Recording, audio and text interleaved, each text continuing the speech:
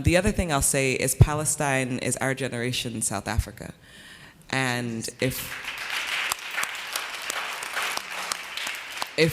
we don't step up boldly and courageously to end the imperialist project that's called Israel, we're doomed.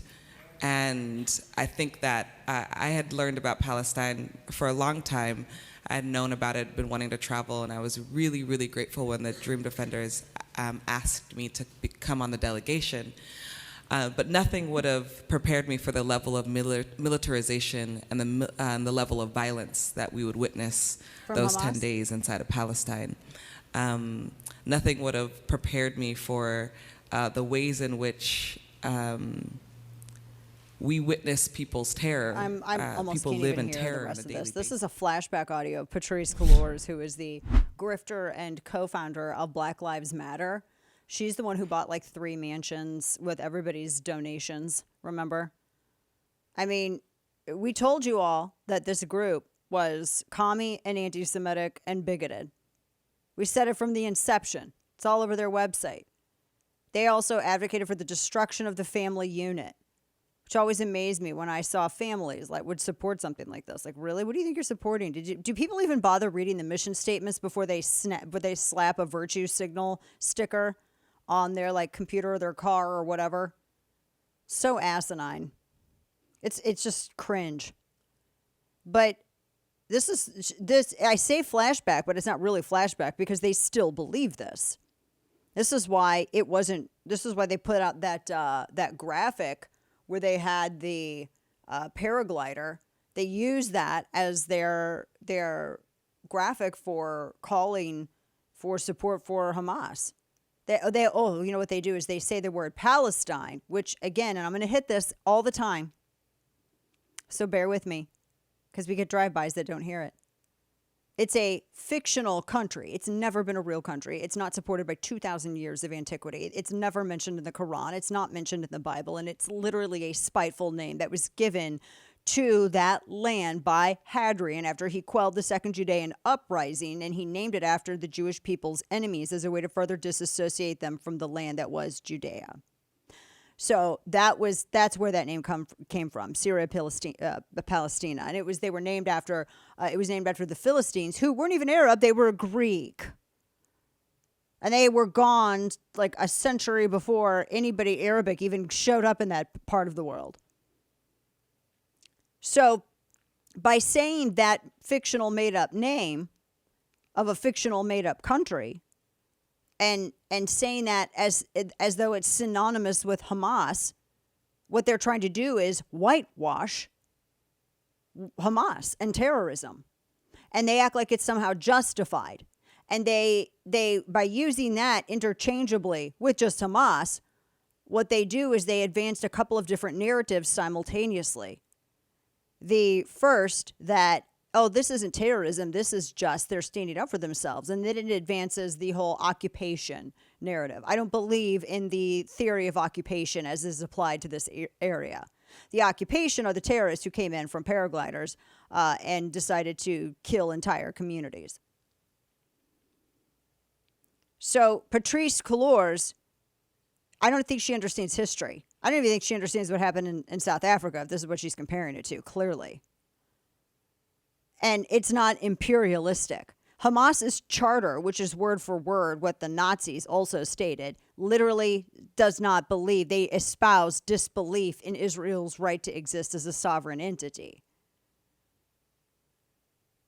And where do some people get off who are aligned with BLM? Because I think all of this racial stuff is identity politics. I think that racial politics is the weakest, most anti-intellectual, unacademic, and illiberal thought, ideology, advocacy that one could possibly engage in. It is lowbrow and it is embarrassing. It doesn't make one look smart. I see people say, I've had a couple of people like comment, oh, well, I guess you're just, you're a Zionist bootlicker and all this stuff. I don't even think they know what those words mean. And it's always someone who's so brave they can't use their real name. It's okay. I mean, You know, they probably need to go get up their dosage for their testosterone shot. It's okay. But what amazes me is that simply acknowledging history is somehow bad. That's just the history of it. That's the history of the area. I mean, even goodness, I mean, we could go back through to the entire, history if you'd like to. I mean, before all of this, and I know there's some, I mean, we have the internet, there are things that people can go read. I mean, if we wanted to go back in time, if we wanted to go back even before the Canaanites, I mean, how far do people want to go back? There's never been a Palestine. There's never been a Palestinian state. There's never been a Palestinian people. There was never a Palestinian state, ever. There's been kingdoms of Israel and Judea. There's been Persian empires. There's been Babylonian, Byzantine. There's, Frankish and all kinds of other stuff, but there's never been a Palestinian state. Ever. Never in the history of the world. But by using that word as she did, Patrisse Cullors in that soundbite, they're trying to advocate for that. They're trying to rewrite history. And they're also trying to obscure the terror that Hamas has perpetuated in that area, even against its own people. Out of Hamas and Israel, Hamas has killed more people who live in Gaza. Hamas has killed more people, period. Their headquarters is in a hospital. They have their armory in schools. I'm not even joking. They put and store munitions under the floorboards of their mosques. And then when people are warned by the IDF way ahead of time, please leave the area, because after the last rocket attack, we have to destroy this area where they took the materials to send the rockets from. Then Hamas tells people, no, stay here. That's just the IDF trying to scare you. So people, they believe they're elected officials and they stay there, and then they end up getting killed. And then Hamas says, Israel, how dare you do that? That's what's happening. If you are believing that there's both sides to this, the propaganda is working on you. I'm fine with drawing a line in that sand on this. I'm fine with it. But it's a false history. An entirely false history. And BLM, I was reading a piece about how you probably donated to Hamas, if you ever donated anything to BLM. There's an interesting rundown, a couple of different places. I think Daily Caller's written about this before. The Federalist has written about this. They look at the corporations. There were like, $99 billion given to BLM and related causes after the death of George Floyd. There's a BLM funding database that the Claremont Institute runs. And you can see literally who gave what and when and where and to what group. Like some people say the number is a lot higher than 99 billion. Some say that it is at least 340 billion, and that there was a wealth transfer of a minimum that included a minimum of 122 million in funding just for BLM itself.